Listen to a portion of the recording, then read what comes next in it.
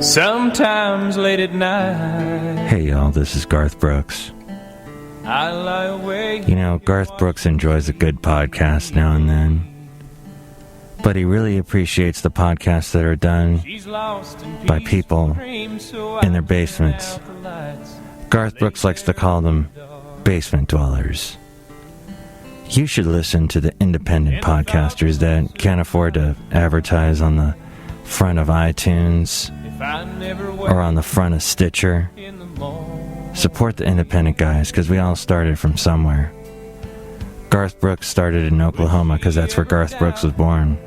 And now, Garth Brooks presents Mike Matthews out of his basement. He's a basement dweller, and it's Mike's Daily Podcast. This show is clean, pretty much. Mike's Daily Podcast. Episode 838. Hello, it's Mike Matthews broadcasting from Cafe Anyway here at the last place on earth, located somewhere in Podcastro Valley. Today it's the return of the much-loved feature, the MIKELOPEDIA INSANICA, where we hear some fascinating facts you didn't know. Plus, it's Madame Rootabega, Valentino, Bison Bentley, and McDonald's is hazardous to your health, especially if you try to work there. Mike's Daily Podcast. We'll find out why I don't have any hair. Sometimes I think that's not fair. Mike's Daily Podcast. But then sometimes I kind of like it. So I recently visited in California, a town with a cool downtown called Petaluma. I like that name. It makes me want to get a pet a puma. There's one thing about this town that will ruin you, and that is that there is no public bathrooms. Oh yeah. Mike's Daily Podcast. So I have to tell you that I publicly peed on Petaluma. Mike's Plosives Daily into Podcast. Urinal. Yeah. Unusual. Petaluma's lack of bathrooms. I saw Basil pee on a sandcastle at Half Moon Bay. That was inspiring and kind of funny. Look who just walked in. Hello, Madam Rootabega. This is Madame Rootabega, and that is so sad that Basil's about to peed on some poor little kid's sandcastle. He probably worked so hard to make the sandcastle. Won't you dog peed on it? Oh! Yeah, it is. It is kind of mean. Basil, don't ever do that again. I know. When you gotta go, you gotta go. Isn't that right, Madame Rootabega? Michael, yeah, that is right. Ooh, look who else just walked in. Hello there, Mike. This is Valentino, the barking attendant. And this is Bison Bentley. Do you know that? Mike, we just wanted to tell you we was listening to your last show and we decided we was gonna do some fact-checking day. Yeah, fact-checking. Do you know that? What was it specifically? Maybe that I said it was St. Patrick's Day on the last show when it clearly wasn't. It's tomorrow. Yeah, oh, wait a minute. No, we don't have that. We found out the facts that were incorrect day. Yeah, I don't know what Bison just said, but could it have been that I mentioned briefly about Texas having a really good energy system? And in fact, they do. They are the only state in America that makes and consumes its own energy, its own power, whereas like here in California, we have to buy our power from other states and other parts of the country, and we're very dependent, as we also are about our water. We get our water all from here in the Bay Area from Lake Chimichanga. Tehachapi. Lake Hetch Hetchy. Mike Gesundheit Day. That's such a great old joke. And then, that's why I brought up the whole desalinization thing. That, and it was rhyming with the other stuff that I was saying. And then also, did you bring up the fact that I was on another podcast? Yeah, Mike, we heard you on that show, and we did some fact-checking, and you were wrong day, too. Yeah, fact-checking. Yeah! Bison Bentley is having like a seizure, or search and seizure. You know what I did? I was on Aaron Fonseca's show, And I did say something wrong that I heard later, and that is the whole Ultron thing coming up with the Avengers. I said it was Kevin Spacey, and it's not. It's James Spader. I always get those guys mixed up. James Spader, Kevin Spacey, David Spade. I get them all. The wires are crossed in my head. Michael Marshall, is it like the guy from the Big Bang series that has a name like the guy from the Supernatural show? Woo. Yes, the James Padalecki. Wait, it's Johnny Galecki on Big Bang Theory, Jared Padalecki on the Supernatural show. Yes, we mentioned that before. Gosh, these actors just have... Well, you know, my name, Mike Matthews, there's an author... He writes books, and that's what an author does, Mike.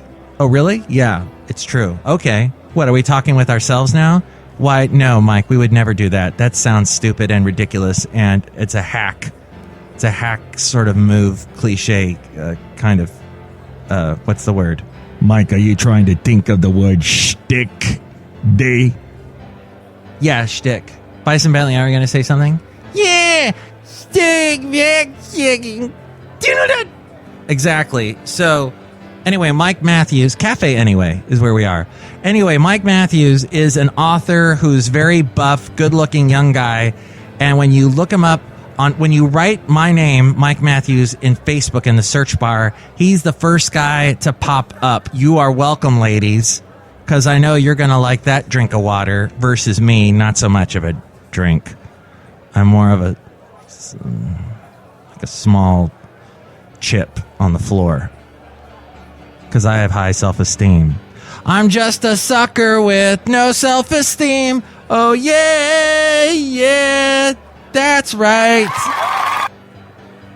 That's also a bit of what we got into in the last show, because that's what the cartoon was. The podcast picture was John Deere the engineer and I discussing the whole thing about self-esteem and people that are not good cheerleaders, that are your friends, that they don't never give you any support or praise or help you out in your struggles in life. And that's all right, because I was there to help out Aaron Fonseca's show, and I was on his podcast. And the one thing I was not a big fan of being on Aaron Fonseca's show is that he said the word abortion twice, not actually meaning like an actual one, but he was referring to Green Lantern, because we talk about nerdy stuff. So, in summation, James Spader, and next time referring to Green Lantern, say abomination instead of the other word. I think that's what we've learned. And that Texas has an amazing power system. And that McDonald's, it's hazardous to work there. Did you know this? Have you worked at McDonald's? Shania Twain did. And according to Reuters, yes, she did. McDonald's Corporation restaurant workers from 19 U.S. cities complained to regulators today that their working conditions, guess what, they're hazardous. They received severe burns from hot grills and fryer oil.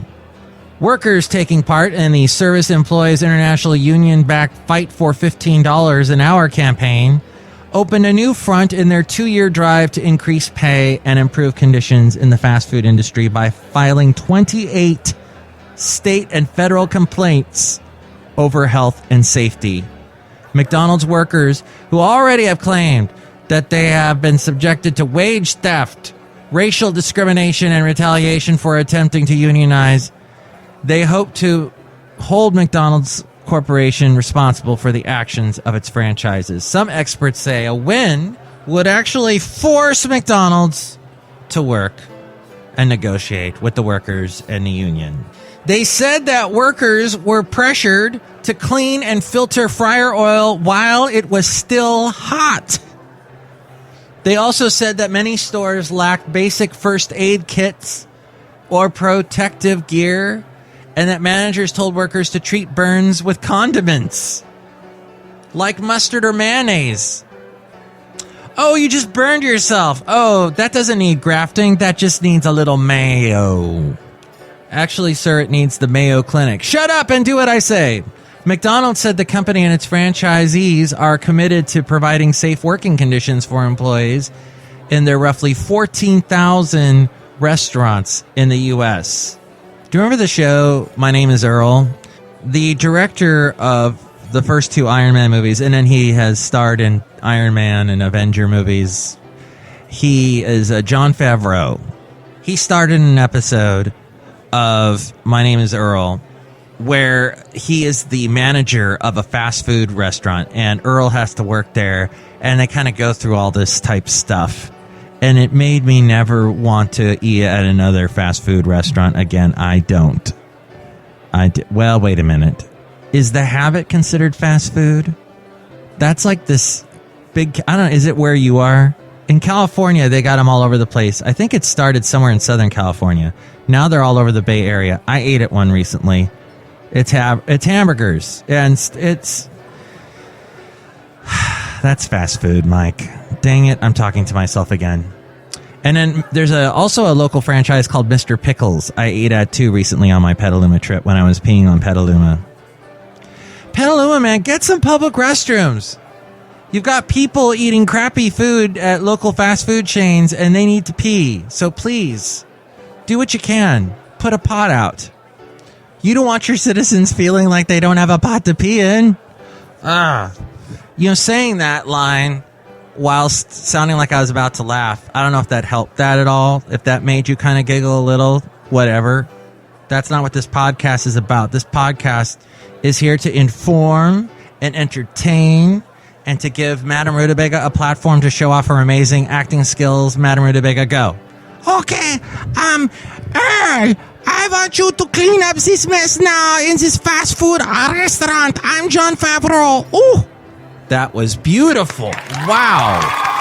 Thank you, Michael Master. You're helping me with my self-esteem. Ooh. You're welcome. Valentino, Bison Bentley, any other facts to check? We weren't listening. Tea Party Express all the way. D. Yeah, Tea Express fact checking. You know that? Wow. All right, so what do you think about all of that? I'm not even going to bother repeating all of that because that would just take the end of the podcast, and we've got important things to get to now. But you can email me, MIKES-DAILY-PODCAST-838-News, and you can also email me there if you'd like to be a guest on the show or if you'd like to sponsor the show. MIKES-DAILY-PODCAST-838-News, and the website, MIKES-DAILY-PODCAST.com, where there are links to where to listen to the show in all kinds of places. We're in iTunes, YouTube, SoundCloud, TuneIn, Stitcher, Podomatic, Mixcloud, Spreaker, Player FM, Ameristream Live, and you can share this show on Facebook, Twitter, Instagram, Yelp, Tumblr. Share it with your friends. Let people know about us, help support the show. And there's also the Amazon link. Click on that and buy anything. Anytime you're going to buy anything on Amazon, go through MIKES-DAILY-PODCAST.com first, and that helps us out and helps support the show. You can also find the blog, the Daily Podcast Picture, all my past interviews there at MIKES-DAILY-PODCAST.com. The MIKELOPEDIA INSANICA. Yes, this is a book that is very big, full of interesting facts that you'll find fascinating. It is the MIKELOPEDIA INSANICA. The last thing we notice is the color of skin, and the first thing we look for is the beauty within. When the skies and the oceans are clean again, then we shall be free. So common sense would suggest that you win elections by getting behind issues that have broad public support. But Republicans took back the Senate in 2014 by doing the opposite. Let's break it down, shall we? Thanks to Rolling Stone magazine. What the people want. 62% of people say they want an end to government subsidies for oil, gas, and coal companies. To address this issue, Congress had Senator Robert Menendez, the Democrat from New Jersey. He sponsored a bill to cut $24 billion in subsidies for the big oil companies. Despite majority support, it was blocked by a Republican filibuster. What the Republicans did to make things worse, they, under pressure from the Senate's Drill Baby Drill Caucus, 80 million acres of the Gulf of Mexico were auctioned off to oil and gas companies. And how the GOP spun it? Well, Mitch McConnell said, frankly, I can't think of a better way to illustrate how completely out of touch Democrats are on this issue. Another big topic that, in fact, 83% of people agree with is having student loan interests set at 3.4% or lower. What Congress tried to do to address the issue was Senator Elizabeth Warren, the Democrat from Massachusetts, proposed a bill to grant college loans at the same near zero rate the Fed charges Wall Street. It died in committee. What the GOP did to make things worse was, well, Congress passed a bill that has raised new student loan rates to 4.6%, ensuring, which actually is 4.66%. So if you want to round that up, 4.7, ensuring a federal profit of $127 billion over the next decade. Well, John Boehner said, I am pleased that Senate Democrats finally joined Republicans to provide a market-based solution on student loans.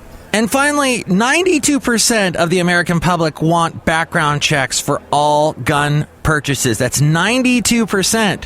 What Congress tried to do to fix this was 4 months after the Newtown massacre, a bill to mandate background checks won Senate support, but it failed to overcome a GOP filibuster. What they did, the Republicans, to make things worse, the Senate got more votes for a bill that made concealed carry permits valid across state lines, meaning someone from Kansas could pack heat on the streets of New York. How the GOP spun it? Well, Republican Senator Lindsey Graham from South Carolina said, President Obama's politically driven solutions to gun violence could not withstand scrutiny from the American people. 92%, Lindsey. 92%. Late last night, I heard the screen door slam, and a big yellow taxi carried off my old man. Soon, there won't be any big yellow taxis, Amy. Not the best version of that song, but Amy Grant there. According to What's Happening Tri-City Voice, can a company that didn't exist 5 years ago, an upstart with a knack for angering regulators, be close to being worth $40 billion? This, according to the Associated Press. That is the figure that had investors from Wall Street to Silicon Valley abuzz, a day after Uber announced it had received more money from venture capitalists than any private company in 2014. The investment places a value on the car service company that is higher than American Airlines or Kraft Foods. A stunning vote of confidence. The cash infusion from investors comes at a time when values for private businesses backed by venture capitalists is rising fast. New investments in Dropbox, a file-sharing service, and Airbnb, a website for people renting out their homes, have sent their valuations soaring. A breakdown of the pros and cons of an investment in Uber. There's the promise. Uber is offering car service in 250 cities in 50 countries now, up from 60 cities in 21 countries just a year ago. You can order a car using its popular mobile app in Asia, North America, and Europe. Taxi and limousine companies around the world generate maybe $100 billion a year. Powerful network effects. In some business, the more people who use a service, the more valuable it becomes. Think telephone companies or Facebook. More people want to get online to connect with friends, and that drives ad revenue. The same dynamic, called the network effect, may apply to Uber, at least on a local level. The idea is that more people using Uber will attract more drivers, which will cut wait times and attract still more drivers, which will attract more passengers in a virtuous feedback loop of growth and profits. First taxis, next the world. Uber has its sights on expanding into many other businesses like delivery services. It has teased customers with one-day deliveries of ice cream and kittens. Investors are hoping it will take on rental car companies like Hertz and Avis. In a video promotion, its financing program to potential Uber car drivers, Uber touts that anyone can buy or lease a car even if they have bad credit or no credit at all. And in the perils, regulatory backlash. Uber has been accused of flouting rules and regulations as it muscles its way into the taxi business. The company is fighting regulatory battles in Chicago and Miami. In Nevada, some of its cars have been impounded. Anti-Uber protests have broken out in Europe. In Berlin and Frankfurt, the service has been banned. Pennsylvania regulators granted Uber an experimental license to operate in much of the state, but warned that this was a last chance for the company and that it should abandon its anarchist ways. Of course, there is another way of looking at regulatory backlash. According to a 50-page report from Morgan Stanley on Uber's threat to the rental car industry, quote, "The level of acrimony is a testament to the success of the model and how starved consumers are for choice." Uber is facing competition, though, not just from a taxi industry eager to protect its turf, but from a bevy of smaller startups like Lyft, Sidecar, Halo, and Bandwagon. Lyft, which was founded 3 years after Uber, is pitching a cheery corporate image with pink mustaches on its cars and the slogan, "Your friend with a car." Some cities also have local taxi hailing apps. That's what the taxi people need to do, is to get more hip like the Ubers. The Ubers who have that, what is that, critical pricing when everything gets really busy. They up the price of the cars. Surge pricing, that's it. According to Steve Inskeep of NPR, a Denver woman paid $106 for a 20-mile Uber ride to an Elton John concert. But when she had to get back, she discovered Uber wanted $443. Yes, the price went up fourfold. Uber says surge pricing is just the rule, but is now giving Tracy Reed a partial refund.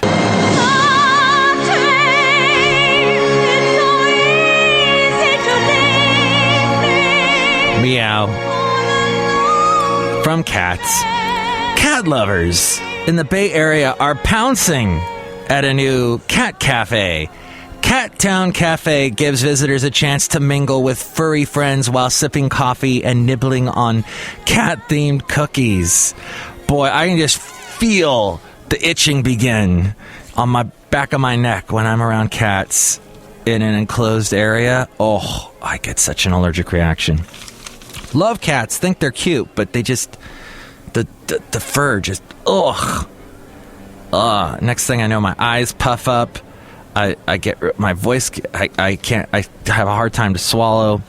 The cafe has been full since opening day. It's in Oakland. It was inspired by the cat cafe craze in Japan, where many people live in cramped high-rise apartments and they don't allow pets.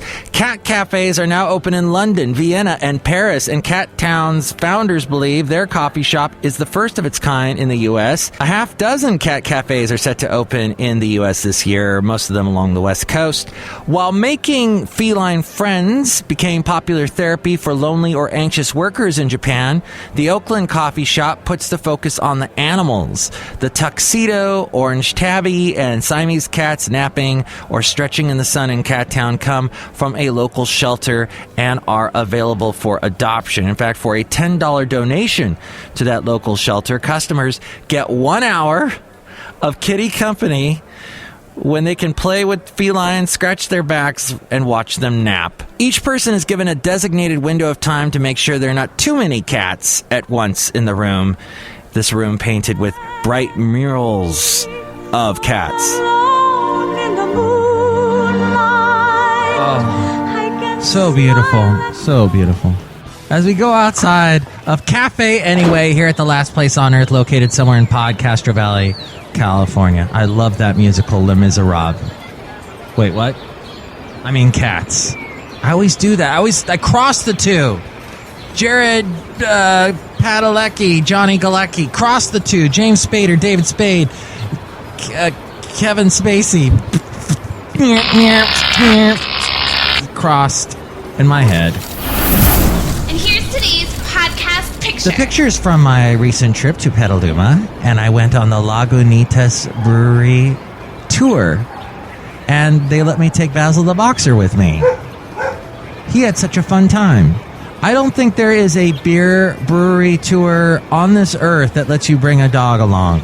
So, a big thumbs up to Lagunitas Brewery in Petaluma for letting me bring Basil along. He had such a good time. He sniffed all the hops and barley and the wonderful aromas coming from the wort and all the other stuff going on.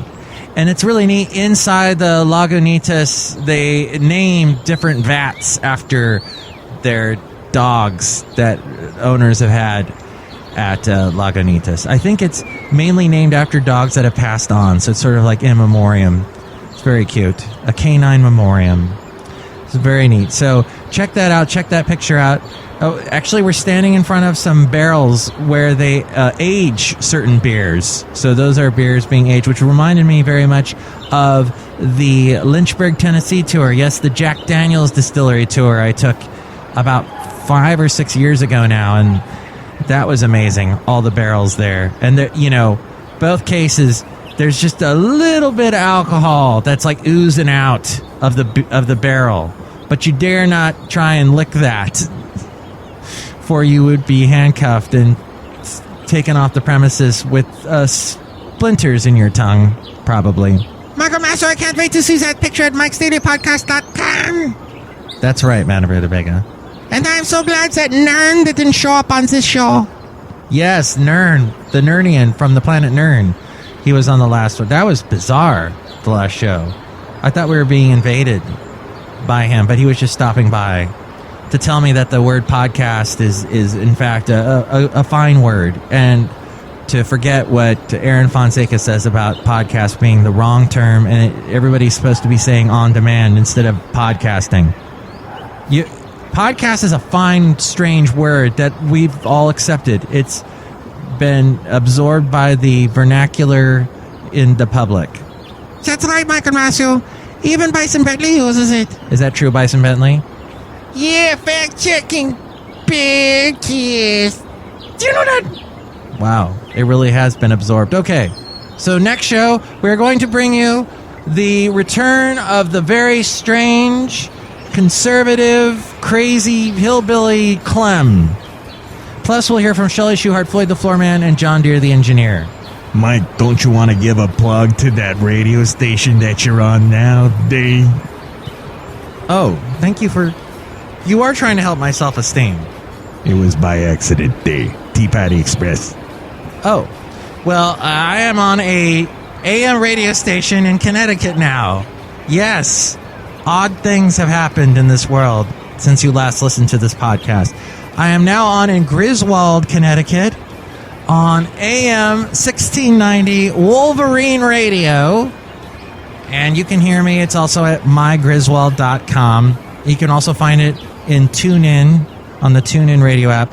And I am on weekdays, 10 a.m. to 2 p.m. Eastern Time. So if you want to hear a great variety of music and me doing my DJ thing, listen to mygriswold.com. You'll find me there. And then you can also hear all the news that's going on in Griswold, Connecticut. There are some shocking things going on in Griswold. Potholes. Griswold promises their citizens a pothole to fall into. Potholes. Pots to pee in. Podcasts. I think we're done. Mike's Daily Podcast is written and produced and performed by Mike Matthews. His podcast is super easy to find. Download or listen to his show and read his blog at MIKES-DAILY-PODCAST.com. Email Mike now at MIKES-DAILY-PODCAST@gmail.com. See you tomorrow. Bye!